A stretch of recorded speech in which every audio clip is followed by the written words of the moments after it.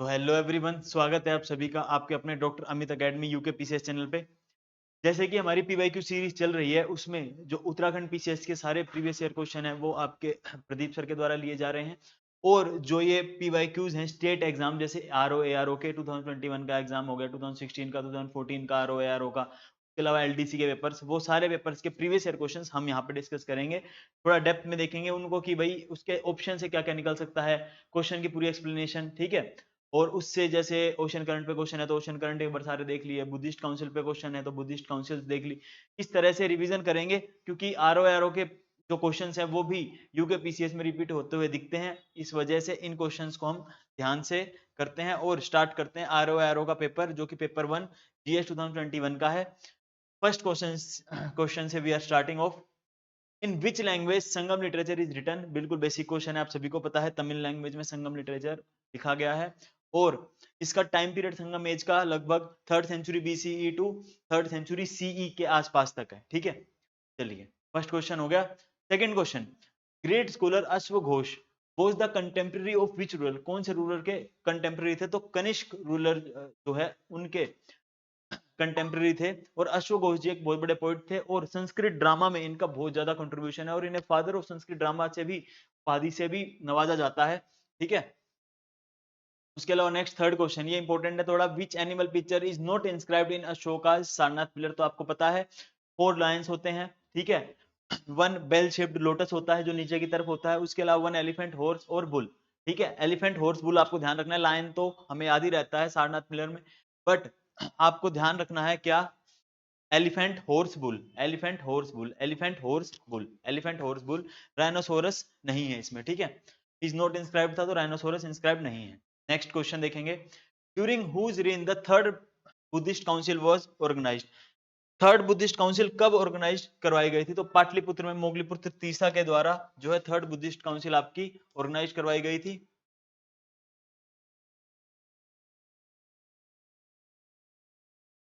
ठीक है। तो पाटलिपुत्र में हुई थी मोगलीपुत्र तीसरा के टेन्योर में।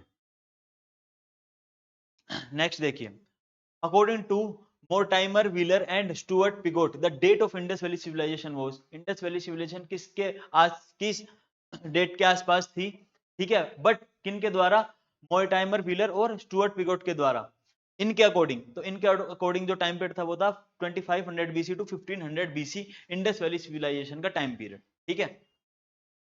ये क्वेश्चन हो गया। बस ये जो है क्वेश्चन, जैसे ये क्वेश्चन है फैक्चुअल है, इसमें आप कुछ और नॉलेज गेन करना चाहें तो पूरा इंडस वैली सिविलाइजेशन ही आपको देखना पड़ेगा। इस क्वेश्चन से आपको एक्स्ट्रा वैल्यू एडिशन नहीं हो रहा। अब जैसे ये वाला क्वेश्चन था हमारे पास, during whose reign the third Buddhist council organised. Pataliputra Ashoka जो थे वो राजा थे, पाटलिपुत्र में हुई थी, और मोगलीपुत्र तीसरा प्रेसिडेंट थे। इसके साथ साथ हम बाकी बुद्धिस्ट काउंसिल भी देखेंगे। जैसे देखिए ये रही बाकी बुद्धिस्ट काउंसिल, इसमें हम वैल्यू एडिशन कर सकते हैं। फर्स्ट बुद्धिस्ट काउंसिल जो थी राजगीर में हुई। राजा कौन थे? अजात शत्रु थे, ठीक है। और प्रेसिडेंट कौन थे? महाकशपा थे। सेकंड बुद्धिस्ट काउंसिल में राजा कौन थे? कालाशोक। सबसे पहले तो आपको ध्यान रखना है, राजा आपको ध्यान रखना है फर्स्ट प्रायोरिटी पे। सेकंड बुद्धिस्ट काउंसिल में राजा कालाशोक थे, थर्ड बुद्धिस्ट काउंसिल में अशोक थे, और फोर्थ बुद्धिस्ट काउंसिल में कनिष्क थे, ठीक है। ये थे आपके राजा। अब आप ध्यान रख सकते हैं इसके बाद कौन थे प्रेसिडेंट। सभा कमी सेकंड बुद्धिस्ट काउंसिल में प्रेसिडेंट थे, थर्ड बुद्धिस्ट काउंसिल में मोगलीपुत्र तीसरा प्रेसिडेंट थे, एंड फोर्थ बुद्धिस्ट काउंसिल में आपके वसुमित्रा, और वाइस प्रेसिडेंट कौन थे? वाइस प्रेसिडेंट आपके अश्वघोष थे, ठीक है। तो इस तरह से आपने ये जो टेबल है, ये सारी कंप्लीट पीडीएफ जो भी एनोटेटेड पीडीएफ है, जैसे ये एनोटेट कर रखी है, इसमें सारी इंपॉर्टेंट चीजें लिख रखी हैं, ये आपको यूके पीसीएस हमारे टेलीग्राम चैनल पे, doctor Amit academy UK PCS Telegram channel पे अवेलेबल हो जाएगी। ये आप क्विक रिवीजन के लिए भी यूज कर सकते हैं। जैसे अभी आपने क्लास देख ली, इसके बाद आपको पेपर से पहले एक बार क्विक रिवीजन करना है तो सारी टेबल्स वगैरह और उसके अलावा इमेजेस वगैरह हर चीज अटैच मिलेगी। जैसे क्वेश्चन देखिए, third battle of Panipat took place in year, ठीक है। अब ये क्वेश्चन आपने वीडियो में देख लिया, इसके बाद अगर आपको क्विक रिवीजन करना है, ठीक है, जिसमें आपको आंसर भी एक साथ दिखे और साथ में कुछ एक्सप्लेनेशन भी एक साथ दिखे, तो उसके लिए आप हमारा doctor Amit academy UK PCS का टेलीग्राम चैनल ज्वाइन करें, जिसपे आपको एनोटेटेड पीडीएफ मिलेगी जो आपकी क्विक रिवीजन में हेल्प करेगी, ठीक है। चलो, तो मेडिवल हिस्ट्री स्टार्ट होगी। इसमें थर्ड बैटल ऑफ पानीपत कौन से ईयर में हुआ था? 1761 में। 1761 में थर्ड बैटल ऑफ पानीपत हुआ था। किस किस के बीच में हुआ था? मराठा एम्पायर के बीच में हुआ था और अहमद शाह दुरानी, जो कि दुरानी एम्पायर था, उनके बीच में, ठीक है। मराठा एम्पायर और दुरानी एम्पायर, अहमद शाह दुरानी, ठीक है। फर्स्ट बैटल ऑफ पानीपत देखिए 1526 में, और सेकंड बैटल हमें याद आता है 1556 में, 26 ठीक है, 26 में 30 साल ऐड कर दोगे तो आपका 56 आ जाएगा। 26 में फर्स्ट बैटल ऑफ पानीपत, 56 में second battle of Panipat. First battle of Panipat Babur और इब्राहिम लोदी के बीच में, ठीक है, बाबर और इब्राहिम लोदी, बाबर और इब्राहिम लोदी, बाबर और इब्राहिम लोदी। बट जो सेकंड हुई थी, सेकंड आपकी अकबर के बीच में और हेमू के बीच में हुई थी, ठीक है। और कब हुई थी? 1556 में। और फर्स्ट कब हुई थी? 1526 में। और जो आपकी थर्ड बैटल ऑफ पानीपत है वो आपसे यहाँ पर पूछ लिया 1761 में, ठीक है। चलिए, which sultan of Delhi wrote his autobiography, कौन से सुल्तान है दिल्ली के जिन्होंने अपनी ऑटोबायोग्राफी लिखी थी? तो फिरोज शाह तुगलक जी हैं, उन्होंने अपनी ऑटोबायोग्राफी लिखी थी, जो की थी फुतुहत आई फिरोज शाह, ठीक है। फुतुहत आई फिरोज शाह, फिरोज शाह तुगलक के द्वारा लिखी गई थी उनकी ऑटोबायोग्राफी, ठीक है। ये आपको ध्यान रखना है, ठीक है। तो यही, तो क्वेश्चन के हिसाब से ही देखो, विच सुल्तान ऑफ दिल्ली, कौन से सुल्तान है दिल्ली के जिन्होंने ऑटोबायोग्राफी लिखी? तो फिरोज शाह तुगलक थे, ठीक है। फुतुहत आई फिरोज शाह, ध्यान रखना ये थी उनकी autobiography. Next, eight which place Muslim league was formed in 1906, 1906 में मुस्लिम लीग कहां फॉर्म हुई थी? तो ढाका में फॉर्म हुई थी मुस्लिम लीग, आपकी ढाका में फॉर्म हुई थी, ठीक है, ध्यान रखना है। वन लाइनर है, कुछ भी इसमें जानने की जरूरत नहीं एक्स्ट्रा, ढाका में फॉर्म हुई थी 1906 में मुस्लिम लीग, ठीक है। Next question, who was the viceroy of India at the time of foundation of Indian national Congress?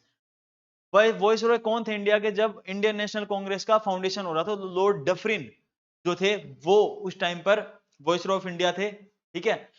उनका टाइम पीरियड लगभग 1884 टू 1888, ठीक है। लॉर्ड लिटन का टाइम पीरियड लगभग था 1876 टू 1880। लॉर्ड कर्जन किस लिए सबसे ज्यादा फेमस है? वो सबसे ज्यादा फेमस इसलिए कि पार्टीशन ऑफ बंगाल, बंगाल जो हुआ था वो उनके टाइम पीरियड में हुआ था।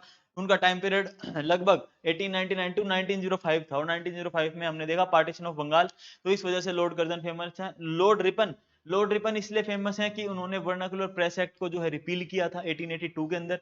उसके अलावा जो लॉर्ड रिपन है वो father of local self government भी माने जाते हैं, father of local self government भी लॉर्ड रिपन को माना जाता है। तो ये लॉर्ड रिपन की खासियत है, ये लॉर्ड कर्जन की। बट लॉर्ड डफरिन का टाइम पीरियड 1884 टू 1888 है, जो कि आपका आईएनसी के फॉर्मेशन के टाइम पे जो वॉइसरॉय ऑफ इंडिया थे वो थे आपके लॉर्ड डफरिन, ठीक है। चलो, in which year the Ghadar party was formed? Ghadar party कब फॉर्म हुई थी? 1913 में फॉर्म हुई थी। कहां फॉर्म हुई थी? यूएसए में फॉर्म हुई थी। कहां फॉर्म हुई थी? यूएसए में। 1913 में गदर पार्टी फॉर्म हुई थी। एस्ट्रो एस्टोरिया ओरिगोन, मतलब ये नाम ध्यान रह जाए तो ठीक है, बट आपको ये ध्यान रखना यूएसए में हुई थी 1913 में फॉर्म, एस्टोरिया ओरिगोन में, ठीक है। ये लगभग स्पेसिफिक प्लेस का नाम है। नेक्स्ट देखिए, in which year vernacular press act was passed? अब आपको ध्यान रखना है वर्नाकुलर प्रेस एक्ट पास कब हुआ था, किसने करवाया था, और रिपील कब हुआ था और किसने करवाया था? तो वर्नाकुलर प्रेस एक्ट पास करवाने में हाथ था लॉर्ड लिटन का। लॉर्ड लिटन ने वर्नाकुलर प्रेस एक्ट पास करवाया था 1878 में, बट लॉर्ड रिपन ने 1882 में वर्नाकुलर प्रेस एक्ट को रिपील कर लिया था। दोनों चीज आपको ध्यान रखनी है वर्नाकुलर प्रेस एक्ट के रिगार्डिंग, कि किसने कौन वर्नाकुलर प्रेस एक्ट लेके आया था? लॉर्ड लिटन 1878 में। और जो रिपील किया गया वर्नाकुलर प्रेस एक्ट वो लॉर्ड रिपन के द्वारा किया गया 1882 में, ठीक है। इस चीज को आपको ध्यान रखना, pass by Lord Lytton, repealed by Lord Ripon in 1882। चलिए, Gandhi Irwin pact was signed in the year 1931। 1931 में गांधी इरविन पैक्ट साइन हुआ। उसके बाद जो है गांधी जी ने अब second round table conference join करी थी गांधी इरविन पैक्ट के अलावा, और इंडियन नेशनल कांग्रेस को रिप्रेजेंट करते हुए गांधी जी ने second round table conference join करी थी। और गांधी जी ने ना तो first round table conference join करी थी, ना third round table conference join करी थी। सेकंड राउंड टेबल कॉन्फ्रेंस में वे गए थे गांधी इरविन पैक्ट के बाद, ठीक है। चलो, अब पूना पैक्ट फेमस है बहुत ज्यादा। पूना पैक्ट साइन कब हुआ था? 26 सितंबर 1932 को। 26 सितंबर 1932 को। और किन किन के बीच में हुआ था आप सभी को पता होगा, महात्मा गांधी जी और भीमराव अंबेडकर जी, इन दोनों के बीच में पूना पैक्ट साइन हुआ था 26 सितंबर 1932 को। बस इसमें इतना ध्यान रखना। और कहां हुआ था? येरवाड़ा सेंट्रल जेल के अंदर, येरवाड़ा सेंट्रल जेल के अंदर दोनों के बीच में पूना पैक्ट साइन हुआ था, ठीक है। चलिए next, when was the non cooperation movement withdrawn? कब विड्रॉ हुई? 1922 में। बिल्कुल बेसिक क्वेश्चन है, फैक्चुअल क्वेश्चन, कुछ भी नहीं करना, बस देखते ही आपको आंसर लगाना था इसमें। 1922 आपको ध्यान होना चाहिए। क्यों हुआ था? चोरी चोरा कांड हो गया था 1922 के अंदर। उसके बाद से जो है आपका नॉन कोऑपरेशन मूवमेंट है उसको वापस ले लिया गया था गांधी जी के द्वारा। अगला क्वेश्चन देखो, who used to say I want to be Gokhale of Muslims? कौन ये कहता था कि मैं मुस्लिम्स का गोखले बनना चाहता हूं? मतलब गोखले जी कुछ ना कुछ पर्सनैलिटी होगी जो कि वो कोई और पर्सन कह रहा है कि मैं मुस्लिम्स का गोखले बनना चाहता हूं, तो वो कौन था? मोहम्मद अली जिन्ना। ठीक है, मोहम्मद अली जिन्ना था जो कहता था कि I want to be Gokhale of Muslims. ठीक है, चलिए। When did Shyamji Krishna Varma established India House in London? कब किया था? 1905 में। बस इतना सा ध्यान रखना है आपको, 1905 में इंडिया हाउस इन लंदन कब एस्टेब्लिश किया गया था? 1905 में। किसके द्वारा किया गया था? श्यामजी कृष्ण वर्मा के द्वारा। ठीक है, चलिए। Who was the president of Indian National Congress at the time of India's independence? India के इंडिपेंडेंस के टाइम पे कौन जो इंडियन नेशनल कांग्रेस का प्रेसिडेंट था, वो कौन था? जेबी कृपलानी जी। जेबी कृपलानी जी उस टाइम पे इंडियन नेशनल कांग्रेस के प्रेसिडेंट थे। ठीक है, at the time of independence. Maulana Abul Kalam Azad ji के बारे में ये है कि वो यंगेस्ट सर्विंग, मतलब सबसे जवान, सबसे यंग थे जब उन्होंने इंडियन नेशनल कांग्रेस के प्रेसिडेंट का पद संभाला। ठीक है, उसके अलावा पता है जवाहरलाल नेहरू ने 1929 में जब प्रिसाइड किया था तो पूर्ण स्वराज की बात करी थी। ठीक है, तो इस बात को आपको ध्यान रखना है। चलिए, अब आर्ट एंड कल्चर के हमें देखने हैं। We are seeing that of art and culture. ठीक है,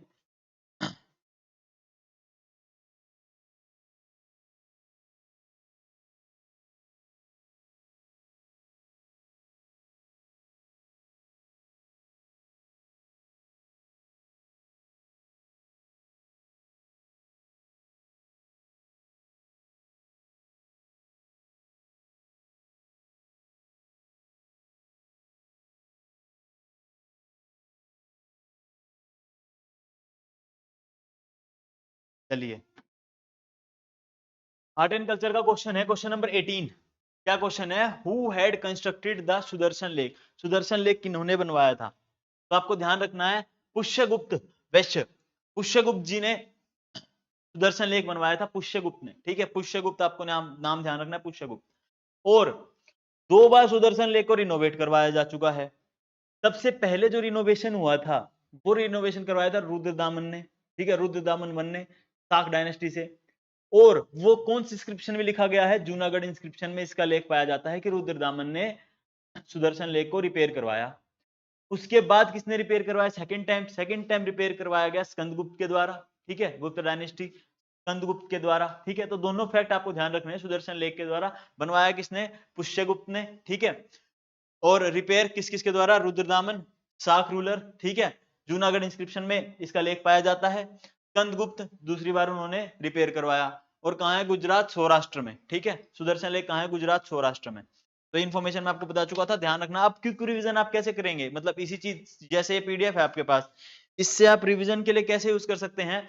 जैसे ही आपने अपने मोबाइल या फिर टैबलेट में या लैपटॉप में इसको डाला, उसके बाद आप क्वेश्चन देखते जाइए और इन्फॉर्मेशन रिवाइज करते जाइए। बस इतना जल्दी हो जाएगा, एक बार वीडियो आपको देखनी पड़ेगी, बस आपके माइंड में चीजें छप जाएंगी। और अगर सेम क्वेश्चन यूकेपीसीएस में रिपीट होता है तो आपके लिए काफी ज्यादा बेनिफिशियल होगा।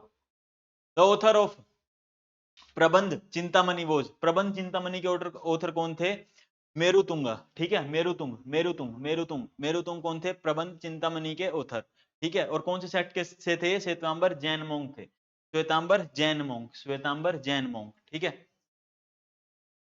इन which language Periplus of Erythraean Sea is written? कौन सी लैंग्वेज में लिखी गई है? ग्रीक में लिखी गई है, पर इनके जो ऑथर हैं वो अननोन है, एनोनिमस ऑथर, मतलब अननोन ऑथर हैं, बट लिखी किस में गई है? ग्रीक में लिखी गई है। ठीक है, Periplus of Erythraean Sea. Next section आ जाता है हमारे पास वर्ल्ड ज्योग्राफी का। अब इसमें अपन ओशन करंट से एक बार रिवाइज कर लेंगे, क्वेश्चन आया हुआ ओशन करंट्स पे। Which among the following is not a cold current? Cold current कौन सा नहीं है? तो आपको पता है गल्फ स्ट्रीम, नॉर्वेजियन करंट, ये हॉट करंट्स हैं। उसके अलावा जो 3 दे रखे हैं, California current, Benguela current, Oyashio current, ये कोल्ड करंट्स हैं। ओयोशियो के साथ आपको कुरोशियो ध्यान आता होगा, बट कुरोशियो क्या है? आपका हॉट करंट है। ठीक है, Oyashio cold current, Benguela cold current, California cold current. ठीक है, नॉर्वेजियन करंट जो है ना, नॉर्वेजियन करंट, ये आपका है हॉट करंट। ठीक है, ये है आपका हॉट करंट। ठीक है, और क्वेश्चन में क्या पूछ रखा है? कौन सा? नोट अ कोल्ड करंट, कौन सा कोल्ड करंट नहीं है? तो नॉर्वेजियन करंट कोल्ड करंट नहीं है, ये हॉट करंट है। ठीक है, ध्यान रखना इस चीज के। अब इसी के साथ अपन एक बार देख लेते हैं करंट्स।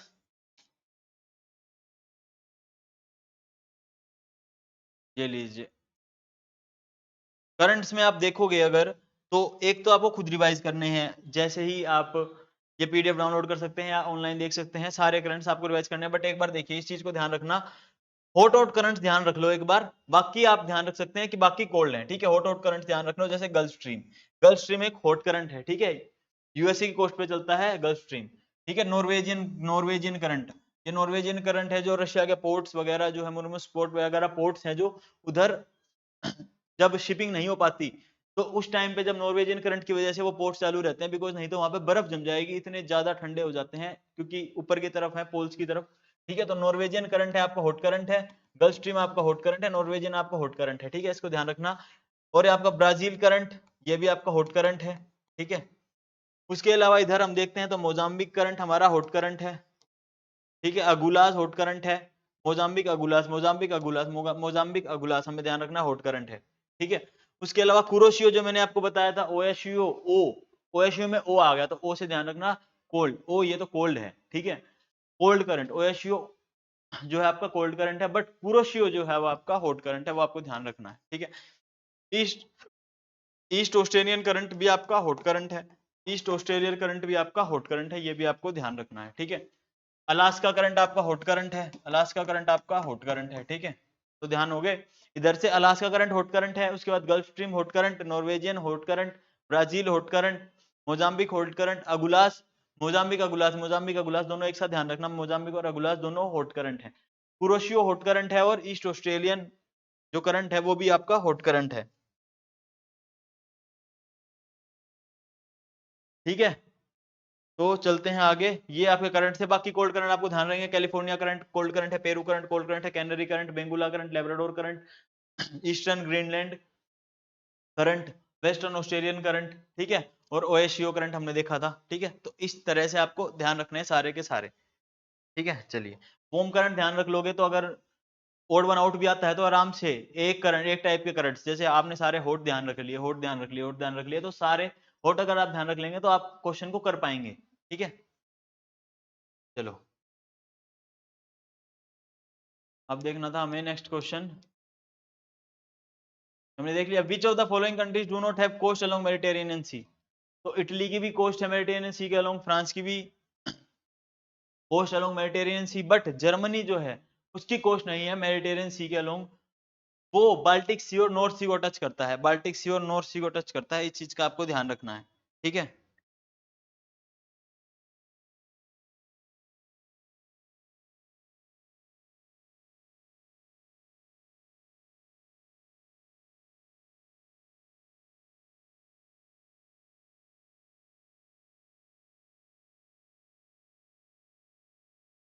ये क्वेश्चन 22 आपका कंप्लीट हो गया है, नेक्स्ट क्वेश्चन देखिए,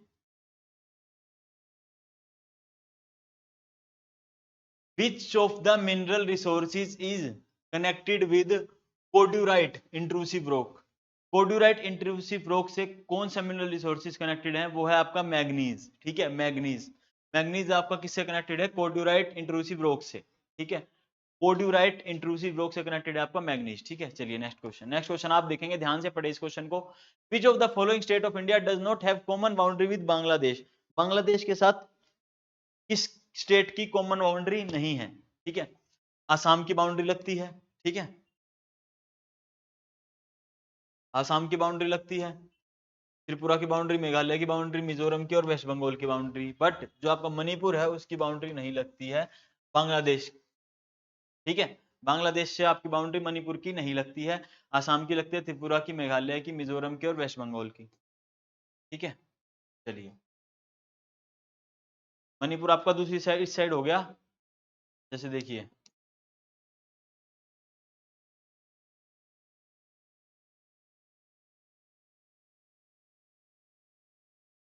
ये क्वेश्चन हो गया था 22,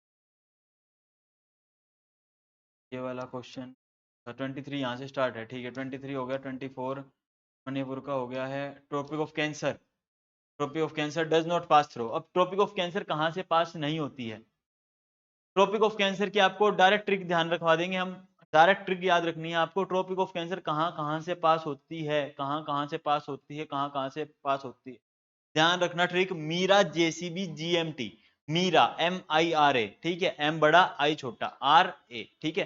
तो एम और आर आ गया स्टार्टिंग से, MR, ठीक है, जेसीबी जेसीबी जेसीबी और GMT MIRA JCB at GMT, MIRA JCB GMT, MIRA JCB GMT. Mizoram Rajasthan MIRA से एम आई मिजोरम ठीक है, मिजोरम MI मिजोरम, आरए राजस्थान, झारखंड छत्तीसगढ़ वेस्ट बंगाल, झारखंड छत्तीसगढ़ वेस्ट बंगाल। अब बी से आपको समझ नहीं आएगा, बट बी से ध्यान रखना है, बंगाल ठीक है, वेस्ट बंगाल तो हम साथ में बोल देते हैं बंगाल, ठीक है। तो मिजोरम हो गया, राजस्थान हो गया, ठीक है, MIRA मिजोरम राजस्थान, JCB झारखंड हो गया, छत्तीसगढ़ हो गया, वेस्ट बंगाल हो गया। उसके बाद GMT Gujarat MP Tripura, Gujarat MP Tripura, Gujarat MP Tripura. अब मेरे साथ बोलोगे आप, जैसे ही हम साथ साथ बोलते हैं ना, वैसे वैसे हमें चीजें ध्यान हो जाती हैं।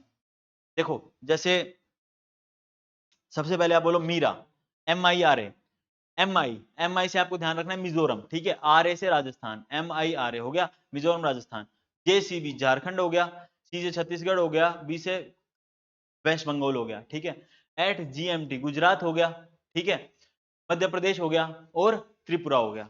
ये है आपके जहां से आपकी ट्रॉपिक ऑफ कैंसर जो है पास होती है, ठीक है।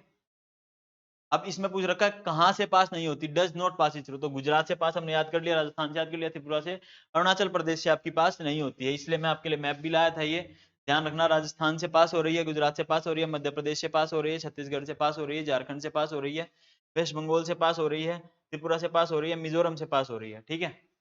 मणिपुर से आपके पास नहीं हो रही है, अरुणाचल प्रदेश तो बहुत ही ऊपर है, ठीक है। तो ये सारे आपको इस तरह से ये है मैप, जैसे रिवाइज करना हो, मीरा JCB GMT।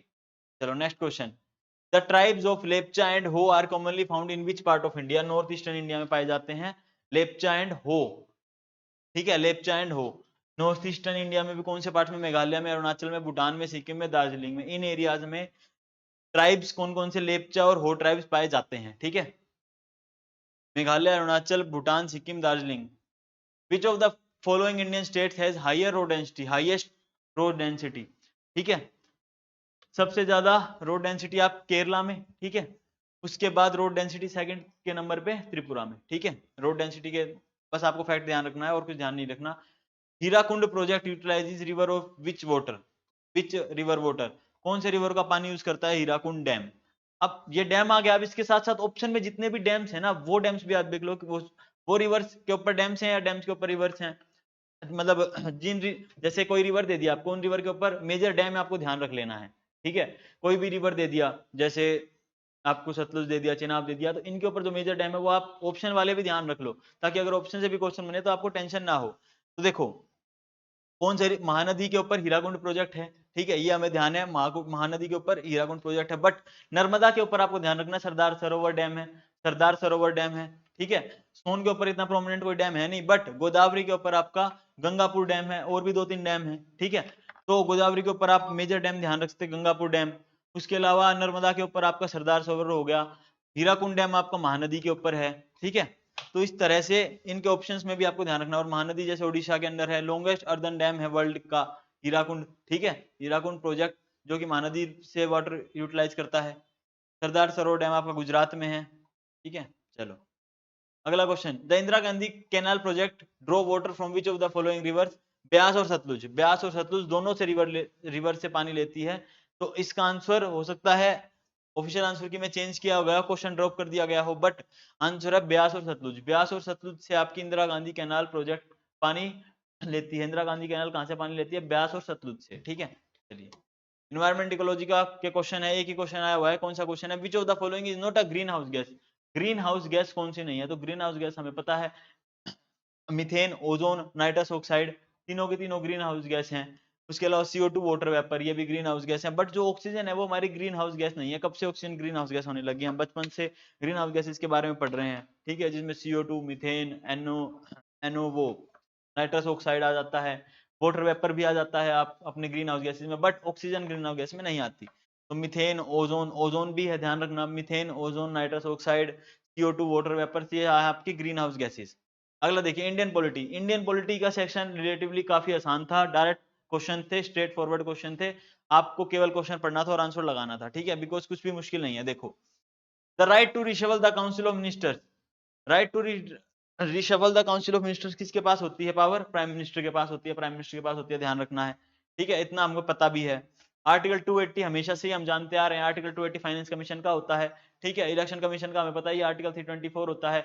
यूपीएससी का आर्टिकल 315 होता है, जिसमें यूनियन और स्टेट के लिए पब्लिक सर्विस कमीशन का गठन करने के लिए बताया गया है। उसके अलावा पब्लिक सर्विस कमीशन है, पब्लिक सर्विस कमीशन का हमारा 315 टू 323 के आसपास है, जिसमें पब्लिक सर्विस कमीशन के आर्टिकल हैं, ठीक है। तो इलेक्शन कमीशन का आर्टिकल 324 हमने याद कर लिया, यूपीएससी का 315 constitution of public service commission for union and state, जो मैंने आपको बताया, पब्लिक सर्विस कमीशन 315 टू 323।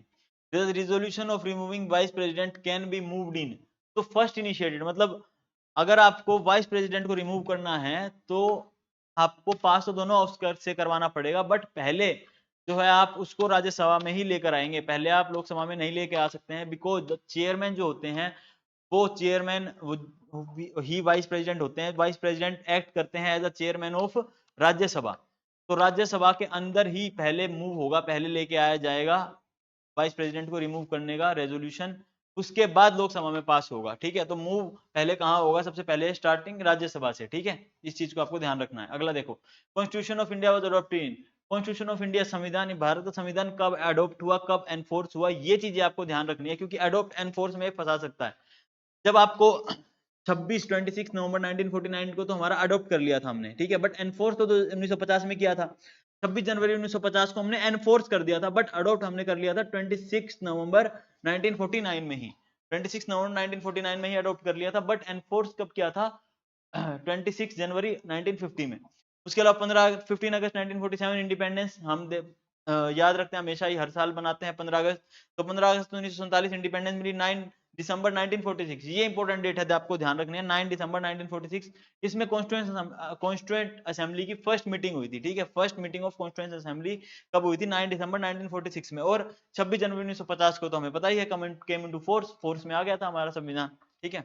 आगे देखो, the dispute regarding the election of president are decided by, election of president के डिस्प्यूट हैं वो किसके द्वारा सुलझाए जाएंगे, सुप्रीम कोर्ट ऑफ इंडिया, ठीक है। और एमपी एमएलए वगैरह के जो होते हैं डिस्प्यूट्स, वो कौन सुलझाएगा, हाई कोर्ट, ठीक है। इस चीज को आपको ध्यान रखना है। The president can vacate his office by addressing his resignation to, तो प्रेसिडेंट किसको रिजाइन करेंगे, वाइस प्रेसिडेंट को रिजाइन करेंगे, स्पीकर आपके डिप्टी स्पीकर को रिजाइन करेंगे, प्राइम मिनिस्टर आपके प्रेसिडेंट को रिजाइन करेंगे, और चीफ जस्टिस ऑफ इंडिया भी आपके प्रेसिडेंट को रिजाइन करेंगे।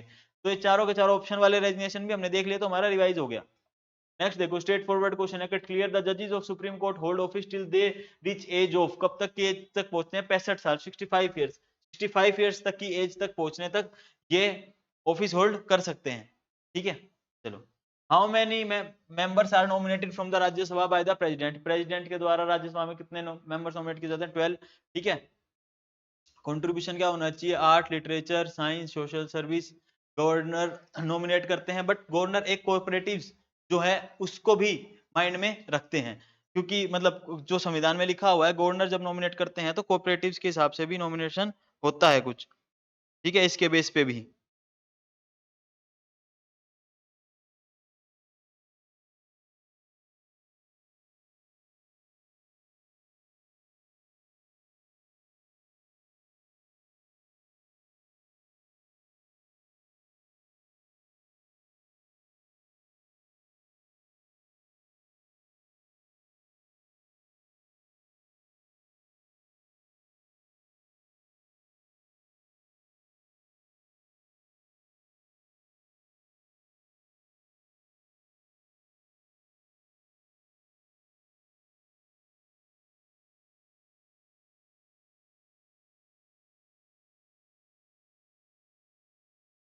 तो ये वाला हमारा क्वेश्चन हो गया है, इस चीज को आपको ध्यान रखना था। फिर से क्वेश्चन देख लेते हैं एक बार, इंटरप्शन के लिए माफी चाहूंगा।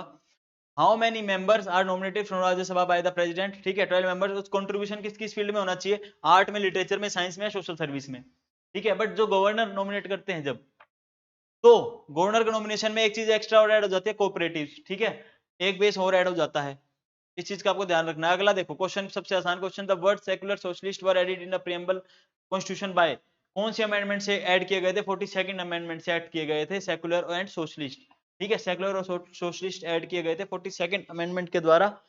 उसके अलावा एक और चीज ऐड की गई थी, वो आप लोग बताएंगे मुझे क्या ऐड किया गया था। आपको ध्यान रखना है, socialist, secular and integrity, integrity word भी ऐड किया गया था 42nd कॉन्स्टिट्यूशन अमेंडमेंट एक्ट के द्वारा, ये चीज आपको ध्यान रखनी है, ठीक है। तो SSI में लिख रखा है social secular integrity. Who was the chairman of 15 finance commission of India? 15 finance commission के कौन चेयरमैन थे? NK Singh, NK Singh, NK Singh, ठीक है। इस चीज को आपको ध्यान रखना है। उर्जित पटेल कौन थे? X RBI governor, x RBI governor, ठीक है। चलो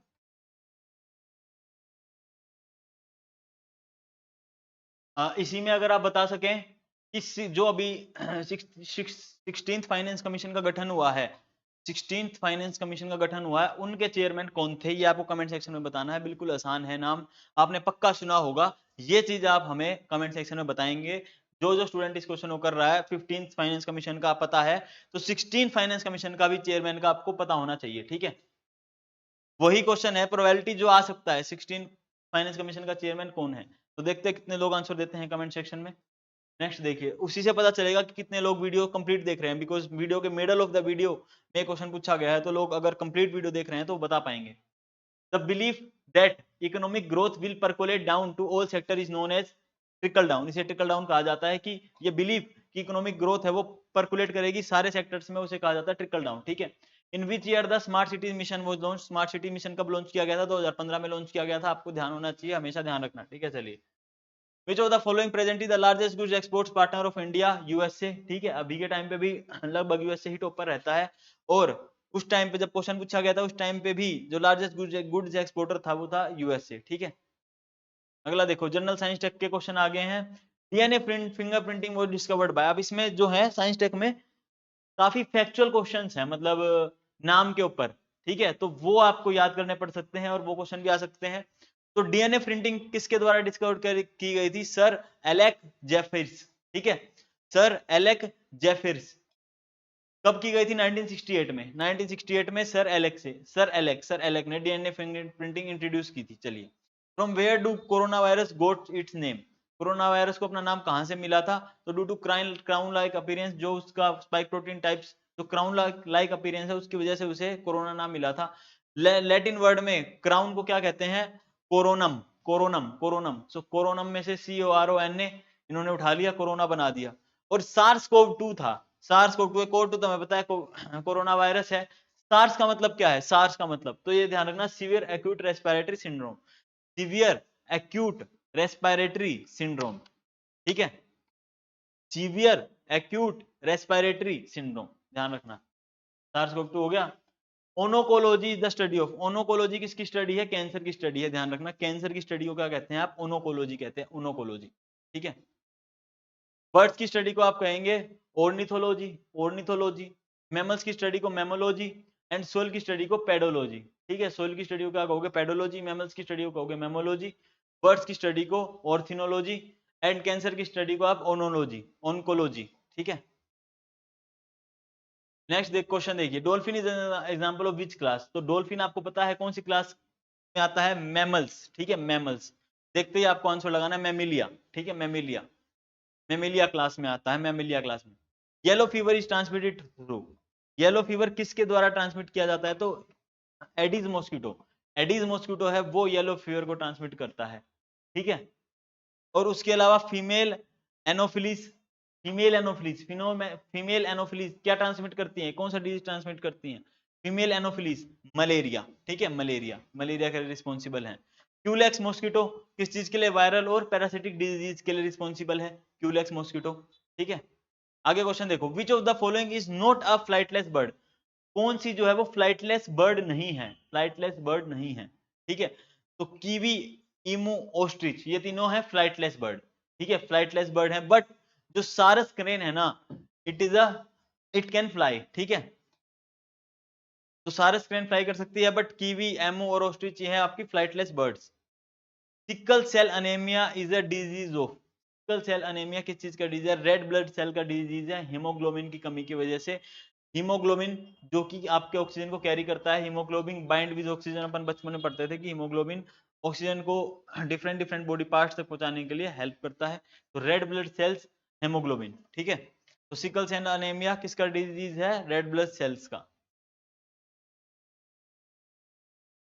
try nitrotoluene, try nitrotoluene, try nitrotoluene, ये नाम हमने बचपन में फुल फॉर्म तो नहीं, बट टीएनटी, टीएनटी बहुत सारे जो चैनल्स वगैरह आते थे और आते थे उसमें हर जगह टीएनटी टीएनटी लिखा होता था, explosive.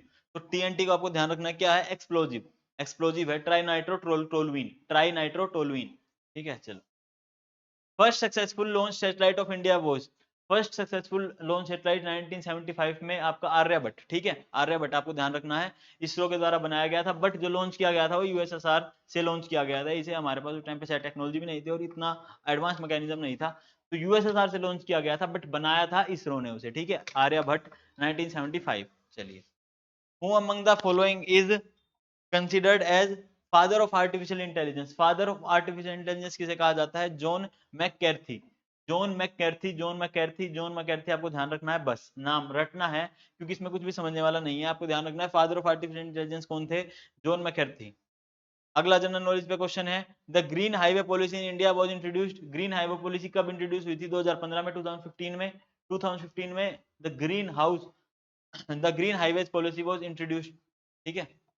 Next, national Institute of Plant genome research is located at, कहां पर लोकेटेड है, ठीक है, तो दिल्ली में लोकेटेड है, जेएनयू, ठीक है, दिल्ली में लोकेटेड है National Institute of Plant genome research.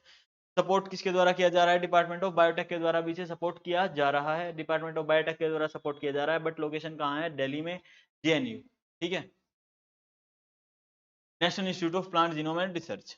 Next देखिए, which country is not a part of Quad, तो क्वाड का तो हमें हर टाइम से पता है, क्वाड में USA, Japan, Australia, India, USA, Japan, Australia, India, तो USA, Japan, Australia, India, New Zealand यहाँ पर क्या कर रहा है, न्यूजीलैंड को क्रॉस मारना है आपको, ठीक है, न्यूजीलैंड का यहाँ पर कोई काम नहीं है, न्यूजीलैंड क्वाड के अंदर है भी नहीं, तो ध्यान रखना है न्यूजीलैंड नहीं है। कौन कौन है, USA and India, Japan, Australia. चलिए, which company in India has produce the Covovax, Covovax कौन सी कंपनी द्वारा प्रोड्यूस करी गई है, तो Serum Institute of India, SII, Serum Institute of India के द्वारा कोवोवैक्स प्रोड्यूस की गई है। The two countries which are connected with Maitri Setu bridge, मैत्री सेतु ब्रिज के द्वारा कौन सी दो कंट्रीज कनेक्टेड है, तो India Bangladesh, India Bangladesh, India Bangladesh किसके द्वारा कनेक्टेड है, मैत्री सेतु ब्रिज के द्वारा। तो फैक्चुअल क्वेश्चन है, कुछ समझना नहीं है। नेक्स्ट देखो, in which book the Mughal and Chand dynasty relation has been described, कौन सी बुक के अंदर मुगल और चंद के डायनेस्टिक रिलेशन डिस्क्राइब किए गए हैं, तो वो है अकबरनामा के अंदर, अकबरनामा के अंदर, अकबरनामा के अंदर।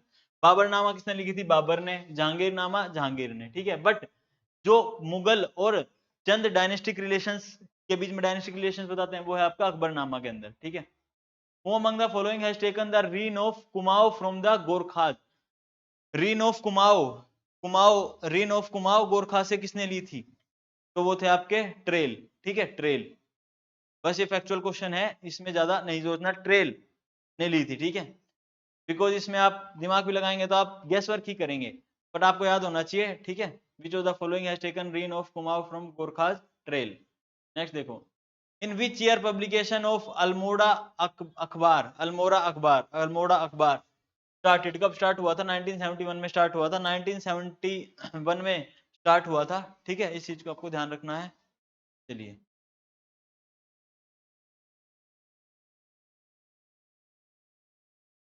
इन which Hindi month Vikhoti Mela is celebrated in Uttarakhand, Vikhoti Mela Uttarakhand में कब सेलिब्रेट किया जाता है, बैसाख के दौरान, बैसाख के दौरान, ठीक है, बैसाख के दौरान।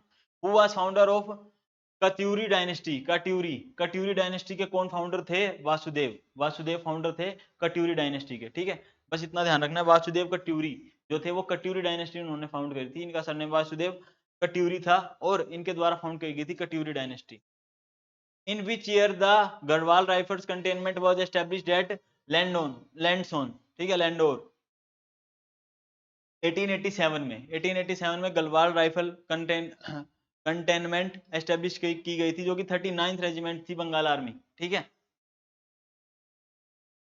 गढ़वाल राइफल्स 1887 के अंदर। नेक्स्ट देखो, in which place the Garhwal region the first tea factory was set up in year 1843, 1843 में फर्स्ट टी फैक्ट्री कहां पर सेटअप की गई थी, पिंगलकोट कोसानी एरिया के अंदर, बागेश्वरी डिस्ट्रिक्ट के अंदर, ठीक है, कौन सा डिस्ट्रिक्ट था, बागेश्वरी डिस्ट्रिक्ट, एरिया क्या था, पिंगलकोट कोसानी एरिया के आसपास। और टी फैक्ट्री का क्या नाम था, Uttaranchal T company, Uttaranchal T company जो था वो फैक्ट्री का नाम था आपकी, ठीक है। और जो आपकी जो लोकेशन थी वो थी आपकी बागेश्वरी डिस्ट्रिक्ट पिंगलकोट एरिया के आसपास, ठीक है, पिंगलकोट कोसानी एरिया के आसपास बागेश्वरी डिस्ट्रिक्ट। चलिए, तो इसमें आंसर क्या आ जाएगा, नन ऑफ दीज, ठीक है। नेक्स्ट देखो, in which year the Kumaon परिषद वाज एस्टेब्लिश, कुमाऊं परिषद कब एस्टेब्लिश हुई थी, 1916 में, 1916, 1916 में आपकी कुमाऊं परिषद एस्टेब्लिश हुई थी। In which year were the Gorkha defeated by the raja Pradyuman Shah with the help of Britishers, 1904 के अंदर, ठीक है, 1904 के अंदर आपको ध्यान रखना है, नो दिस का आंसर है which year Gurkha defeated by raja Pradyuman Shah, 1804, ठीक है, ब्रिटिशर्स की हेल्प ली थी इन्होंने। Under whom was the district administration in British Garhwal, under whom was the district administration in British Garhwal, Garhwal किसके अंदर था डिस्ट्रिक्ट एडमिनिस्ट्रेशन ब्रिटिश गढ़वाल के अंदर, डिप्टी कमिश्नर, ठीक है, डेप्यूटी कमिश्नर, डेप्यूटी कमिश्नर। इसका आंसर कमिश्नर भी हो सकता है, ये थोड़ा डाउटेबल है, बट ध्यान रखना कमिश्नर तो आएगा ही। In ancient times the unirrigated landform of Uttarakhand was known as Upraon, ठीक है, अप्रोन, अनइरिगेटेड, क्या लिख रखा है, unirrigated landform of Uttarakhand, unirrigated landform of Uttarakhand कौन सा, अप्रोन, ठीक है। Which of the following mountain passes is not located in the state of Uttarakhand, Uttarakhand में कौन से पासेज लोकेट नहीं है, तो मैं आपको सारे पासेज रिवाइज करवा दूंगा उत्तराखंड के, ठीक है। सबसे पहले आपको एक ट्रिक ध्यान रखनी है, मानीली, मानीली, मानीली, मानीली, ठीक है, मा MANALI, ठीक है, ये ट्रिक आपको ध्यान रखना है, ध्यान। और इससे कौन कौन से पासेज याद रहेंगे, जो सबसे प्रोमिनेंट पासेज है, माना, ठीक है, नीति, और LI से लिपुलेख, लेपुलेख, तो लेपुलेख, नीति, माना, लेपुलेख, नीति, माना, ये तीनों के तीनों पासेज आपको ध्यान रखने हैं, ठीक है। तो कौन सा लोकेटेड नहीं है, लिपुलेख, लेपुलेख तो लोकेटेड है, बिल्कुल सही बात है। उसके अलावा आपका माना भी लोकेटेड है, नोमा पास आपको ध्यान रखना है, नया पास है नोमा पास, ये भी लोकेटेड है, ठीक है, उत्तराखंड में। पर जो शिपकिला पास है, तो आपको डायरेक्ट आंसर दिख रहा है कि शिपकिला पास तो भाई साहब हिमाचल प्रदेश में है, ये तो नोमा हमें पता हो चाहे ना हो, बट हमें शिपकिला का जरूर पता होगा कि शिपकिला आपका हिमाचल और तिब्बत को कनेक्ट करता है, ठीक है। तो इसकी वजह से पास देख लो, देखो इस साइड जो है, सबसे इस साइड वो है मुलिंगला पास, ठीक है। उसके बाद आपका है मंशाधुरा, मनसाधुरा, मनसाधुरा पास, ठीक है। उसके बाद ये जो नीचे दिख रहा है, ये आपका ट्रेल्स पास है। उसके बाद ये तीन पास आ जाते हैं हमारे, माना, नीति, लेपुलेख, माना, नीति, लेपुलेख, माना, नीति, लेपुलेख, माना ये वाला पास, नीति, लेपुलेख, ठीक है। और ऊपर ये आपका हो गया मुलिंगला, दूसरा पास, ये वाला जो पास है ये आपका हो गया मनसाधुरा, ठीक है। उसके अलावा ये वाला पास हो गया आपका ट्रेल्स पास, ठीक है। तो इस चीज को ध्यान रखना। आगे ये होगा क्वेश्चन, अगला क्वेश्चन देखो, which one of the following lakes is located in Champawat district of Uttarakhand, Uttarakhand के चंपावत डिस्ट्रिक्ट में कौन सा लेक जो है वो लोकेटेड है, तो कौन सा है, श्याम, श्यामला, श्यामला ताल, ठीक है, नेचुरल लेक है श्यामला ताल, श्यामला ताल, श्यामला ताल लेक है, कौन सा लेक है, श्यामला ताल, ठीक है। चलिए, तो नेचुरल लेक है श्यामला ताल, जो कि लोकेटेड है चंपावत डिस्ट्रिक्ट उत्तराखंड के। तो डेप्थ में क्वेश्चन पूछा हुआ है, बट आपको ध्यान रखना, अगर फिर से आ जाए तो श्यामला तल डैम, ठीक है, natural lake. Which one of the following rivers has the highest number of glacier in the area of its origin? Which of the following river has highest number of glaciers in area of its origin? तो सबसे ज्यादा glaciers कौन सी river जो है face करती है, वो है भागीरथी, ठीक है, origin of its number of glacier at the area of its origin, तो भागीरथी रिवर है, ठीक है, Bhagirathi river, Bhagirathi river, Bhagirathi river, ठीक है, भागीरथी रिवर जो सबसे ज्यादा नंबर ऑफ ग्लेशियर्स। और कौन सा ग्लेशियर, गंगोत्री ग्लेशियर, हमें ध्यान रहता है, गंगोत्री, गंगोत्री, गंगोत्री, ठीक है, गंगोत्री ग्लेशियर जहां से भागीरथी आपकी निकलती है। तो सबसे ध्यान रखना, highest number of glacier area of its origin में है भागीरथी रिवर के। विच of the following is not correctly match, correctly match कौन सा नहीं है, तो जो करेक्टली है उसको ध्यान रखना है आगे के लिए, सीधा क्वेश्चन बन सकता है। Govind, Govind wild life sanctuary कहाँ है, उत्तरकाशी में, Govind wild life sanctuary Uttarkashi में। पिंसार वाइल्ड लाइफ सेंचुरी कहाँ है, अल्मोड़ा में है। एस्कोट वाइल्ड लाइफ सेंचुरी कहाँ है, पिथौरगढ़ में है, पिथौरगढ़ में। एस्कोट वाइल्ड लाइफ सेंचुरी कहाँ है, पिथौरगढ़ में है। पिंसार कहाँ है, अल्मोड़ा में है। और गोविंद कहाँ है, उत्तरकाशी में है। क्या, चलिए, अब ये पंच प्रयाग हैं, ये प्रयाग आपको अभी बताऊंगा, उससे पहले ध्यान रखना सोना, जो सोना वाइल्ड लाइफ सेंचुरी है ना, सोना वाइल्ड लाइफ सेंचुरी आपकी नैनीताल में है, नैनीताल में, ठीक है, नैनीताल में। अब देखो पंच प्रयाग में आपको हमेशा ध्यान रखना है, यहां से जो पहला प्रयाग बनता है ना, वो बनता है विष्णु प्रयाग, किस किस को मिला के, धौलागिरी, तो धौलीगंगा यहाँ से आ रही है और अलकनंदा ऊपर से आ रही है। अलकनंदा और धौलीगंगा रिवर को मिला के सबसे पहला प्रयाग जो बनता है विष्णु प्रयाग।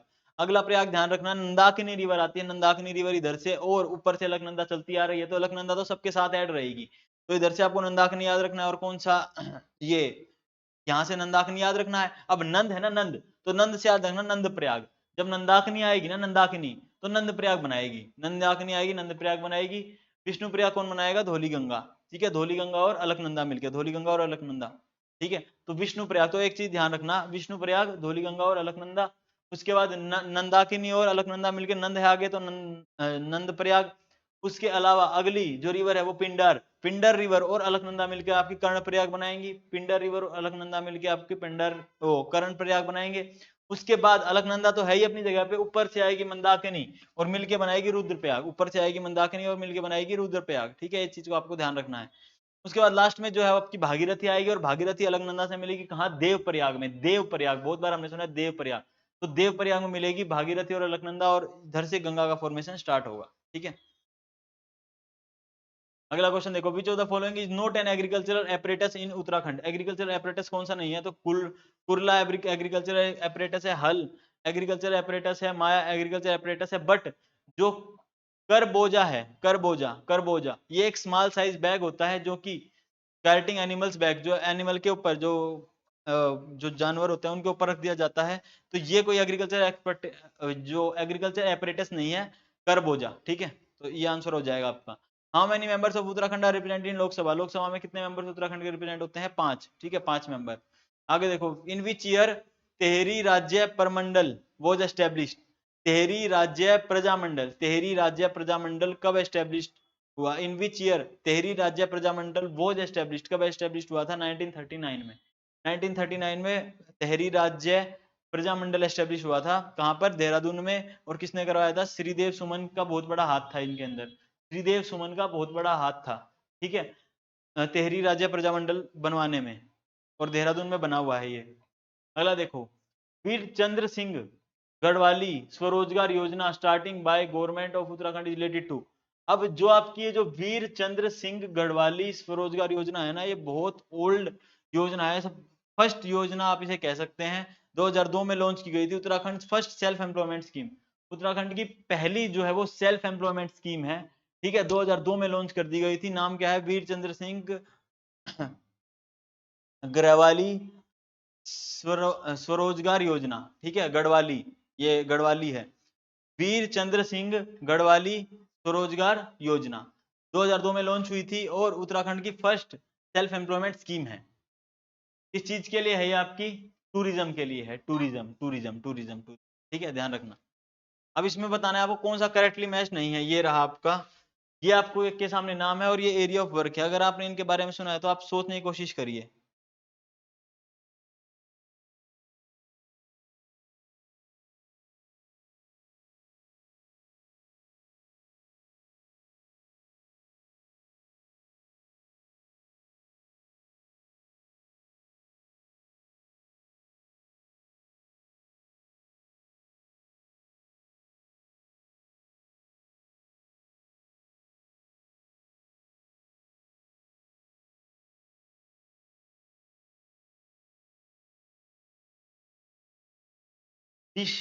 बिश्नी देवी, कौन थी बिश्नी देवी, फ्रीडम फाइटर। दीपा देवी सोशल वर्कर, गोरा देवी इन्वायरमेंट सपोर्टर, और जो तुलसी देवी थी वो भी आपकी फ्रीडम फाइटर थी, जिन्होंने क्विट इंडिया मूवमेंट के दौरान रोल प्ले किया था, फ्रीडम फाइटर थी, बट इसमें सोशल वर्कर दे रखा है। तुलसी देवी जी आपकी फ्रीडम फाइटर थी उत्तराखंड में। ठीक है, और एक्टिव थी कहां, क्विट इंडिया मूवमेंट के दौरान।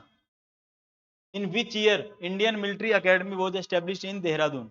इंडियन मिलिट्री अकेडमी कब एस्टेब्लिश हुई देहरादून में, तो 1932 में, 1932 में Indian Military Academy was established in Dehradun.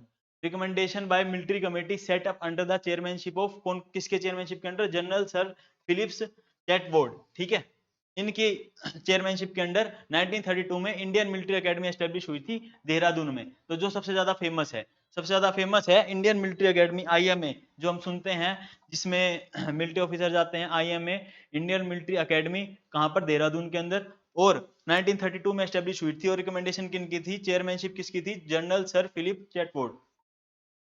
Which of the following places high altitude plant physiology research institute of Uttarakhand is located?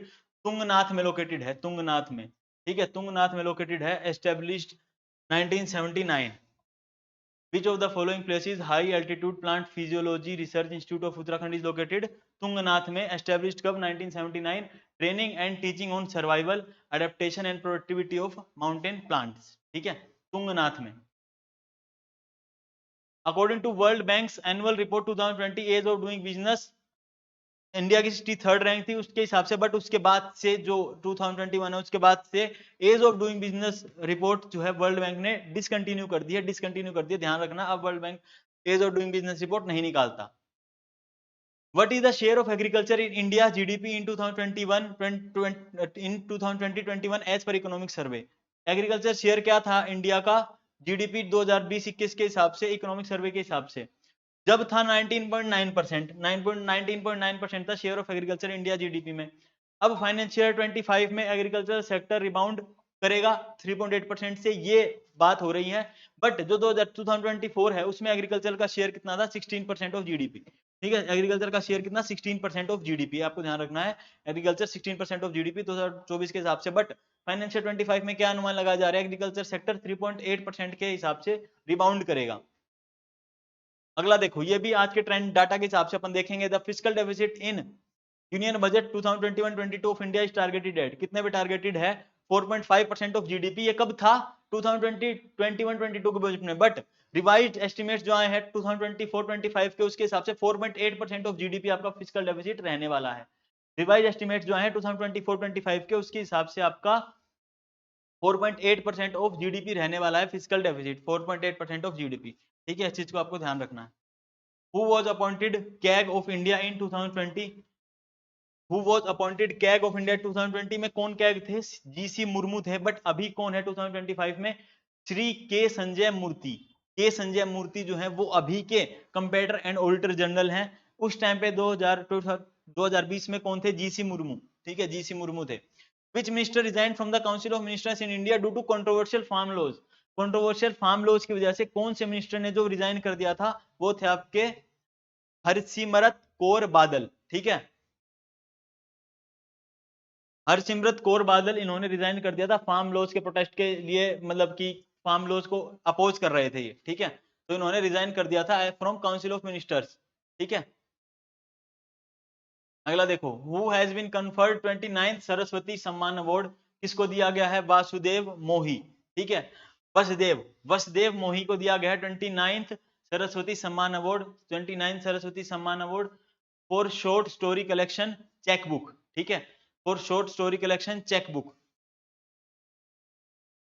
चलो, शॉर्ट स्टोरी कलेक्शन चेकबुक के लिए मिला है इन्हें 29th सरस्वती सम्मान अवार्ड, जो कि पहले का है, क्योंकि 2021 में पेपर हुआ था उस टाइम पे उन्हें मिला था, ठीक है, बट किसके लिए? चेकबुक के लिए.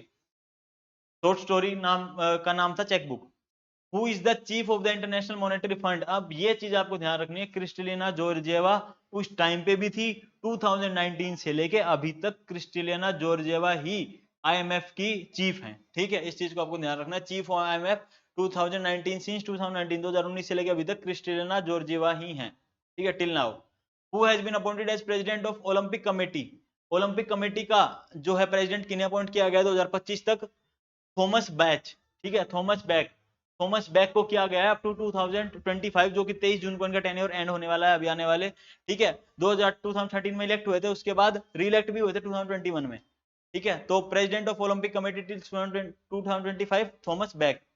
हु वॉन द आईपीएल 2020 का आईपीएल मुंबई इंडियंस ने जीता था. अभी का 2025 का किसने जीता है? आरसीबी, रॉयल चैलेंजर्स बेंगलोर ने जीता है, जो कि बहुत ज्यादा टाइम के बाद जीता है, 18 साल के बाद जो है, मतलब आईपीएल ट्रॉफी है आरसीबी के लिए फर्स्ट, ठीक है. तो आरसीबी ने जीता है 2025 का आईपीएल, ये आपको ध्यान रखना. लास्ट क्वेश्चन आज की क्लास का है, Louise Glück Nobel prize winner for literature 2020 is from which country? तो लुइस ग्लक जो नोबेल प्राइज विनर है लिटरेचर के 2020 कौन सी कंट्री से थे? लुइस ग्लक यूएसए से थे, लुइस ग्लक यूएसए से थे, ठीक है. तो इसी के साथ आप सभी का धन्यवाद, थैंक यू सो मच. अब आने वाले टाइम में मैं अब आपके लिए यूके वो जो आरओ के स्टेट एग्जाम है उत्तराखंड के, उसका 2016 का डिस्कशन, 2014 का डिस्कशन लेके आऊंगा। उसके बाद अलावा एलडीसी के जो पेपर्स हैं प्रीवियस ईयर, उनके भी डिस्कशन आपको मिलेंगे। और साथ ही साथ प्रदीप सर यूके पीसीएस जो है, उत्तराखंड पीसीएस के प्रीवियस ईयर के जो सारे पेपर्स हैं वो आपके साथ डिस्कस करेंगे। तो जुड़े रहें और अपना पूरा टाइम एनर्जी लगाते रहें एग्जाम क्लियर करने पे। तो इसी के साथ thank you so much. Stay fit, stay healthy, जय हिंद। अकेडमी के नंबर पे आप कांटेक्ट कर सकते हैं 9996333109 एंड 9588533591 पर। तो thank you so much. Stay fit, stay healthy, जय हिंद, थैंक यू।